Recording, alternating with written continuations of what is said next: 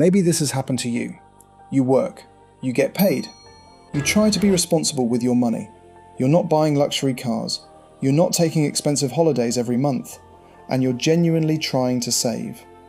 But somehow, you reach the end of another month and think, how am I earning this much and still not getting ahead? And after a while, that can make you feel like you're doing something wrong. But before you blame yourself, or decide that you simply need to earn more money, I want us to do something different. Let's find out what's actually happening to your money. Not so I can tell you to stop buying coffee, not so I can give you another budgeting rule that doesn't fit your life, but so that by the end of this video, you can look at your income and know what your life really costs, where your money is disappearing, how much you can realistically afford to save, and what your next euro should actually do. Because you don't need to be perfect with money. You need a system that helps you make better decisions with the money you already have. And that's where we're going to start. Let's start with two people. We'll call them Alex and Maya. They both take home 3,000 euros a month, same income, but their financial lives look completely different. Maya gets paid 3,000 euros. Her rent, utilities, transport, insurance, and other essential bills cost about 1,650 euros. She spends another 650 euros on groceries, eating out, subscriptions, shopping, and everything else that makes up normal life. By the end of the month, she's used 2,300 euros. That leaves her with 700 euros. Now meet Alex. Alex also earns 3,000 euros, but his rent and fixed bills are higher. He's financing a car. He has a few subscriptions he barely thinks about. His groceries have become more expensive. He uses his card throughout the month without really tracking the total. Nothing looks disastrous on its own, but by the end of the month, Alex has spent 2,950 euros. He has 50 euros left. Same 3,000 euro salary. One person has 700 euros available. The other has 50 euros.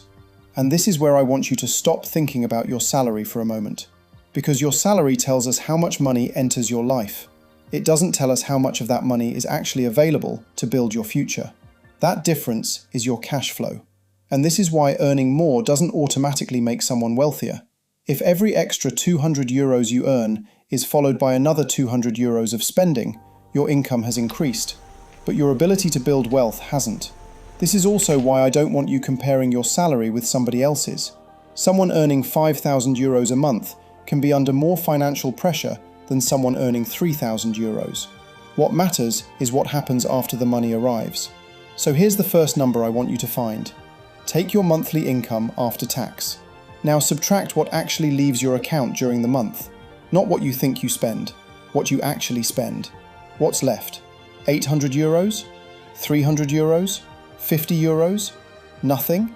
Or are you spending more than you earn and using savings, overdrafts, credit cards, or buy now, pay later to close the gap? That number tells us something your salary can't. It tells us whether your financial life is producing a surplus, breaking even, or quietly running at a deficit. And don't judge the number yet. If almost nothing is left, we're not immediately going to assume you're irresponsible. Your rent might genuinely be too high relative to your income. You may be supporting family. You might have childcare costs. Your debt payments may be consuming your salary. Or you may discover that hundreds of euros are leaving in places you hadn't noticed. Those are completely different problems, and they require completely different solutions. So before we start cutting anything, we're going to diagnose where your money is actually going. Because once we know that, we can start creating the gap that makes everything else possible. Your emergency fund, paying down expensive debt, investing, and eventually building wealth. You can't consistently invest money you never manage to keep. So let's find out what's consuming yours. Now that you know how much money is left at the end of the month, the next question is simple. Where did the rest go? And this is where things get interesting. Because most of us can remember the big expenses, you know how much your rent is, you probably know your car payment, your phone bill, your transport costs, or your monthly loan payment. But it's much harder to remember everything else. The 12 euro lunch, the 8 euro delivery fee, the subscription you forgot you were still paying for, the quick stop at the supermarket that somehow became 40 euros, the taxi because you were running late, the small online purchase that didn't feel expensive at the time. None of these things automatically means you're bad with money. The problem is that when they happen separately, they feel small. But your bank account doesn't experience them separately. It adds everything together. So let's make this really simple. Take the last 30 days of your bank transactions, not the month you wish you had, not the budget you planned at the beginning of the month, your real transactions, and put your spending into 4 simple groups. First, your essential costs: rent or mortgage, electricity, transport, groceries, insurance, phone, childcare if you have it. The things you genuinely need to keep your life running. Second, your debt payments, credit cards, personal loans, car finance, buy now, pay later payments, anything you're paying back every month. Third, your lifestyle spending, restaurants, takeaways, shopping, entertainment, subscriptions, travel, going out. These things aren't automatically bad. You are allowed to enjoy your money. We're simply trying to see how much your current lifestyle actually costs you. And if you don't want to sit there trying to calculate all of this yourself, I've made something to help you. There's a free cash flow calculator linked in the description below. You simply enter your monthly income and expenses, and it helps you see how much money is actually left after everything goes out. So if you want to follow along with me, open the calculator, put in your own numbers, and let's work this out together. Because this video isn't just about understanding cash flow. I want you to leave knowing what your own cash flow actually looks like. And then there's the 4th group. I call this the money you don't remember spending. This is usually where people get surprised. Go through your transactions and look for anything that makes you say, wait, I spent that much on this? Maybe you thought you spent 80 euros eating out last month. The real number was 240 euros. Maybe you thought you had 3 subscriptions. You actually have 7. Maybe it's not one big problem at all. It's 10 euros here, 17 euros there, 25 euros somewhere else. And by the end of the month, hundreds of euros have quietly left your account. But here's something important. Don't start cancelling everything yet. We're not trying to make your life miserable. We're trying to understand your money before we change it. Because what if you go through all of this and discover there isn't much unnecessary spending? What if most of your salary really is going to rent, food, transport, childcare and bills? Then your problem may not be that you're spending too much. Your life may simply cost too much for your current income, and that's a very different problem. You can't budget your way out of every situation. Sometimes you need to reduce a major fixed cost. Sometimes you need to deal with expensive debt. And sometimes, yes, the answer really is finding a way to earn more. But now we're making that decision from the numbers, not from guilt. So when you finish looking at those 4 groups, ask yourself one question. Which one is taking the biggest piece of my income? Because that's where we're going next. We're going to find out whether your real problem is your lifestyle, your fixed costs, your debt, or simply that there isn't enough income coming in. And once you know which problem you actually have, fixing your cash flow becomes much easier. By now, you should have a much clearer picture of where your money is going. And if you've used the free cash flow calculator in the description, you should also have one very important number in front of you. How much money you actually have left each month. Now we need to understand why that number is what it is. Because this is where a lot of financial advice gets it wrong. Someone says, just spend less. Someone else says, you need to earn more. Another person tells you, stop eating out. And someone on the internet is telling you to invest 20% of your salary. But how can anyone tell you what to do before they know what your actual problem is? So let's diagnose it. There are 4 situations I want you to look for. Problem 1. Your essential costs are too high. Imagine you bring home 2,500 euros every month, but 1,200 euros goes to rent. Then you have electricity, transport, groceries, insurance, your phone bill, and everything else you genuinely need. Before you've done anything enjoyable with your money, most of it is already gone.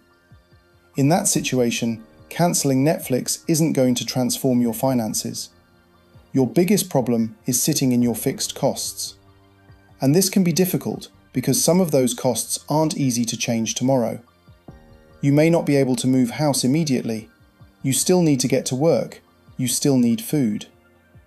That's why I don't want you beating yourself up over every €5 purchase when a €1,200 expense is doing most of the damage. Start with the big numbers. Problem 2. Your lifestyle has quietly grown with your income. This one is different. Maybe a few years ago, you earned €2,000 a month. Now you're earning €3,000. So you should have more money left, right? But somehow, you don't. The restaurants got a little nicer. You started taking taxis more often. Your phone became more expensive. You added a few subscriptions. You travel a little more. Maybe you moved into a better apartment. None of these decisions looked dangerous on their own, and that's exactly why this is so easy to miss.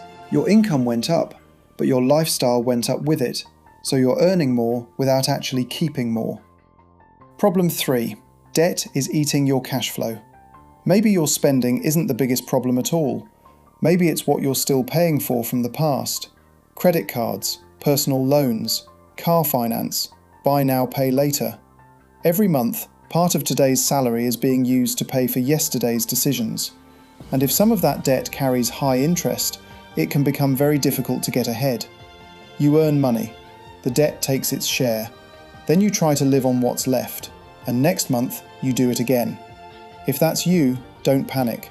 We have an entire layer of money flow systems dedicated to debt, and we'll deal with that properly. For now, I just want you to recognize that debt may be the reason your cash flow feels so tight. Problem 4. Your income genuinely isn't enough. And we need to talk about this one honestly. Sometimes there simply isn't enough money coming in. You can track every euro. You can cancel subscriptions. You can cook at home. You can stop shopping. But if your essential expenses are already consuming almost everything you earn, there is a limit to what budgeting can do. At that point, the conversation has to change. It might mean negotiating your salary, looking for a better paying role, taking on extra work for a period, building a skill that increases what you can earn, or finding a realistic way to reduce one of your major expenses. Because I don't want money flow systems to become another place that tells someone struggling with rent and groceries that their problem is a €4 coffee. Sometimes spending is the problem, sometimes it isn't. The goal is to find your problem. So look at your numbers and ask yourself, is most of my money going to essential costs? Has my lifestyle grown with my income? Is debt taking too much every month? Or is my income simply too low for the life I currently need to fund? And you might discover that it's more than one. That's okay, because now we're no longer guessing. We know what we're trying to fix. And once you know that, we can move to the part that really starts changing things. Creating money that stays with you every single month. So this is where we're going to stop for today. Because understanding your cash flow is one thing.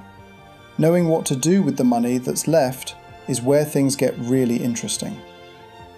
In part 2, we're going to take the next step. How to turn what you've learned today into a system you can actually use, and what your money should do next. Subscribe so you don't miss part 2. And until then, use the free cash flow finder in the description and find out what your number is. I'll see you in part 2.